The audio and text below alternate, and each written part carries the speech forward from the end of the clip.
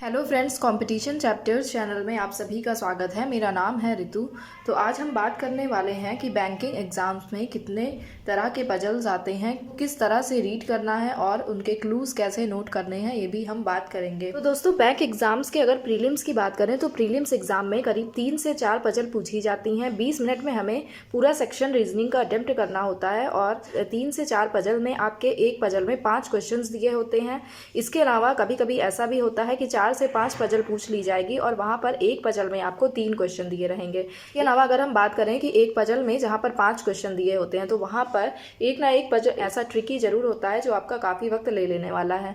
तो आपको अगर वो आपका तुरंत बन जा रहा है तब तो ठीक है, अगर नहीं बन रहा है तो आपको तुरंत स्किप करना है और नेक्स्ट क्वेश्चन को अटेम्प्ट करना है, वरना फिर वो आपका काफ़ी टाइम लेने वाला है। क्योंकि बहुत सारे बच्चे, इनफैक्ट मैं भी ऐसा ही करती थी, क्योंकि मैंने सोची थी कि सारा का सारा जब मैंने क्वेश्चन अटेम्प्ट कर लिया और मेरी पजल बनी हुई है तो क्यों ना थोड़ा सा और टाइम देके इस क्वेश्चन को भी अटेम्प्ट कर लें। अगर आप बिगिनर हैं तो आपको इस पॉइंट का जरूर ध्यान रखना है। टाइप्स ऑफ पजल की बात करें तो एग्जाम में हमें मोस्टली इतने तरह के पजल देखने को मिलते हैं। सबसे पहला अगर हम बात करें तो comparison based puzzle. Comparison based puzzle में हमारी वेट, एज, हाइट इस तरह की पजल्स देखने को मिलती है, जिसमें कि हमें वेट, एज या हाइट से रिलेटेड कोई भी इंफॉर्मेशन दी होती है, हमें कंडीशन को देख करके इनको सॉल्व करना होता है। अगला है हमारा day, week, month puzzle. Day, week, month puzzle में ये क्या होती हैं? सीक्वेंशियल बेस्ड पजल होती हैं। सीक्वेंशियल बेस्ड पजल का मतलब होता है कि आपको पहले से ही मंडे, ट्यूसडे ये सब अरेंज होता है। मंडे, ट्यूसडे डेज अरेंज होते हैं, या फिर अगर मंथ की बात करें तो जुलाई, जनवरी, फरवरी, मार्च ये सब अरेंज होते हैं।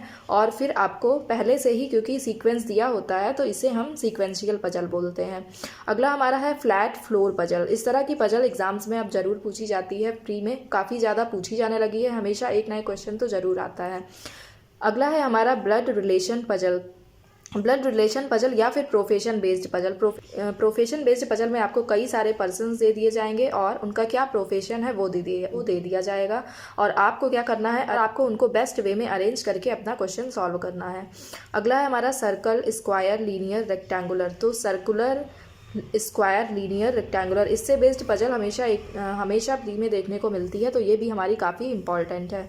अगला है अनसर्टेन पजल्स। अनसर्टेन पजल्स ये अभी कुछ सालों से पूछी जाने लगी है, जहाँ पर आपको कितने मेंबर्स हैं ये पहले से नहीं दिया होता है, सिर्फ आपको वहाँ पर क्लूज दिए जाएंगे जिनका यूज़ करके आपको पजल बनानी है। और अनसर्टेन पजल्स के क्वेश्चन की बात करें तो 5 क्वेश्चन जो भी दिए होते हैं उसमें एक क्वेश्चन आपको पूछा जाता है जहाँ पर how many members are there in this arrangement ये पूछा जाता है, तो वहाँ पर आपको बताना है कि कितने मेंबर्स बने हैं। तो अगर आपका वो सही हो गया तो बाकी के 4 क्वेश्चन तो आपके ऑटोमेटिक सही हो जाते हैं। हमारे सारे टाइप्स ऑफ पजल। अब पजल सॉल्व करते टाइम जो सबसे मेन बात होती है कि आप जो भी कंडीशंस दी होती हैं, कंडीशंस को किस तरह से पढ़ते हैं, कितनी जल्दी पढ़ते हैं।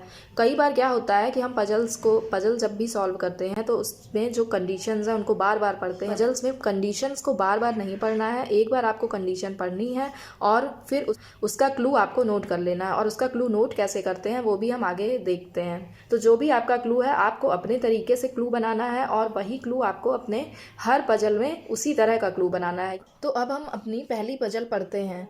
पहली पजल है A B C D E F G and H are sitting around a circle facing the centre. इसका मतलब है कि हमारी पजल में 8 मेंबर्स हैं और 8 मेंबर्स सर्कल में बैठे हुए हैं और सेंटर की साइड फेस कर रहे हैं। तो इसका अरेंजमेंट इस तरह से बनेगा।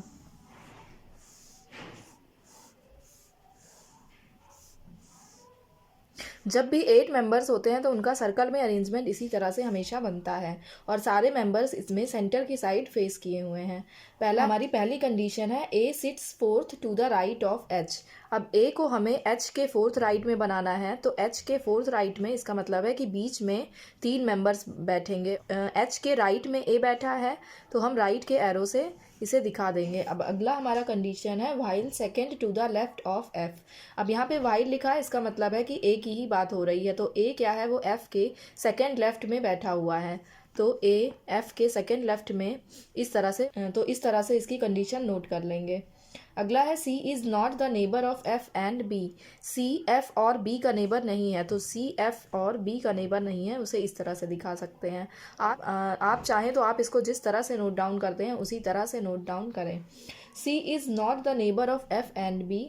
D sits third to the right of C. D C के थर्ड राइट में बैठा है। इसका मतलब है कि सी को हम बिठा देंगे और बीच में 2 मेंबर रहेंगे और सी के थर्ड राइट में इस तरह से डी दिखा देंगे। तो जब भी हमें लेफ़्ट बोलेगा तो हमें लेफ़्ट के एरो से दिखाना है, और राइट साइड में अगर बैठेगा, अगर राइट साइड में अरेंज करना होगा तो राइट का एरो दिखा देंगे। अगला है H never sits next to G. H G के पास कभी नहीं बैठा है, तो एच जी के पास कभी नहीं बैठा है तो इसे इस तरह से दिखा देंगे। अब इससे पहले कौन सी कंडीशन यहाँ पर पुट करेंगे वो देखते हैं। तो हमें एच से ए और ए से एफ, यानी हम इसको अच्छे से अरेंज कर सकते हैं, तो पहले इसी को अरेंज करेंगे। एच बीच में 3 मेंबर हमें बिठाने हैं, तो बीच में हमने 3 मेंबर बिठा दिए और फिर सामने ए हो जाएगा, यानी एच और ए क्या कर रहे हैं, एक दूसरे को फेस कर रहे हैं। क्योंकि सारे मेंबर्स इन साइड बैठे हुए हैं। अब जो ए है वो एफ के सेकंड लेफ्ट में बैठा हुआ है, तो यहाँ पर हम बना देंगे एफ और इसके सेकंड लेफ्ट में हमारा ए हो जाएगा। तो हमारी इस तरह से 2 कंडीशन यहाँ पर पुट हो चुकी है। अब हम किसको बिठा सकते हैं, तो हमारे पास ये वाली जो कंडीशन है, सी के बीच में 2 मेंबर बैठे हैं और फिर हमें डी बिठाना है। तो अब हम इसको देखते हैं कि इसकी क्या क्या पॉसिबिलिटी बनती हैं। तो अगर हम सी को यहाँ पर रखते हैं तो हम डी को यहाँ नहीं रख सकते हैं, क्योंकि सी को हमने यहाँ रखा तो 2 मेंबर बाद हम डी को यहाँ नहीं रख सकते हैं, क्योंकि पहले से यहाँ एच बैठा हुआ है। अब सी को यहाँ भी नहीं रख सकते, तो सी को अगर हम यहाँ रखेंगे तो सी के बाद फिर 2 मेंबर रखने के बाद डी को हम यहाँ रखेंगे। लेकिन अब ये वाली कंडीशन में हमको क्या बोला है कि सी एफ के बगल नहीं हो सकता है, तो इसलिए सी यहाँ पर भी नहीं बैठ सकता है। अब हम अगर सी को यहाँ रख के देखते हैं तो 2 छोड़ के हम डी नहीं रख सकते, क्योंकि पहले से ऑलरेडी ए बैठा हुआ है। अब अगर सी को अगर हम यहाँ रखें तो 1 2 छोड़ के डी यहाँ बैठ सकता है, यानी सी इस जगह बैठ सकता है। और अगर सी को यहाँ रखें तो डी यहाँ नहीं बैठ सकता, मतलब हमारे पास सिर्फ एक ही पॉसिबिलिटी बन रही है। तो हमें सी को यहाँ बिठा देना है और 2 छोड़ के डी को यहाँ बिठा देना है, तो इस तरह से सी के राइट में हमारा डी बैठ जाएगा। अब ये वाली कंडीशन भी नोट हो गई। अब आगे देखते हैं एच क्या है। एच के अगल बगल जी नहीं बैठा है, तो एच के अगल बगल अगर जी नहीं बैठा है तो हम जी को ना यहाँ बिठा सकते हैं ना यहाँ बिठा सकते हैं। तो जी के लिए हमारे पास सिर्फ एक कंडीशन बच रही है, तो जी को हम यहाँ बिठा देंगे। नेक्स्ट है हमारा सी बी के बगल में नहीं बैठा है, यानी बी जो है वो सी के बगल नहीं बैठा है, तो बी को हम यहाँ नहीं बिठा सकते। इसका मतलब है बी के लिए सिर्फ हमारे पास ये वाली जगह बच रही है। अब जो भी मेंबर हमारा बच रखा है ए बी सी डी, ई बच रहा था, ई को हमने यहाँ बिठा दिया। तो इस तरह से हमारी ये वाली पजल बन जाती है। तो पजल बनाते समय हमें करना क्या है, उसका जो भी क्लू दे रखा है उसको एक साइड नोट कर लेना, ताकि हमें क्वेश्चन को बार बार पढ़ना ना पड़े। अब इसका क्वेश्चन देख लेते हैं। पहला क्वेश्चन है Who among the following sits between B and D? तो B और D के बीच में कौन बैठा है, तो B और D के बीच में इसमें F बैठा हुआ है, तो आंसर हो जाएगा F। Which of the following pairs sits between H and G? अब H और G के बीच में कौन से पेयर बैठे हुए हैं, तो H और G के बीच में E और C बैठा हुआ है, तो H और G के बीच में हमारा E और C आ जाएगा। अगला है 4 of the following 5 are alike in a certain way based on their positions in the sitting arrangement and so form the group which is the one that does not belong to that group।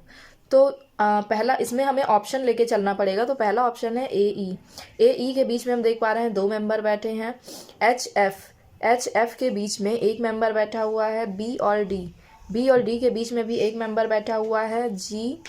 जी और ई के बीच में भी 1 member बैठा हुआ है। इसका मतलब है हमारा ए और ई के बीच में 2 मेंबर बैठे हुए थे, इसका मतलब है कि यही हमारा अलग है। तो ऑप्शन फर्स्ट हमारा सही हो जाएगा।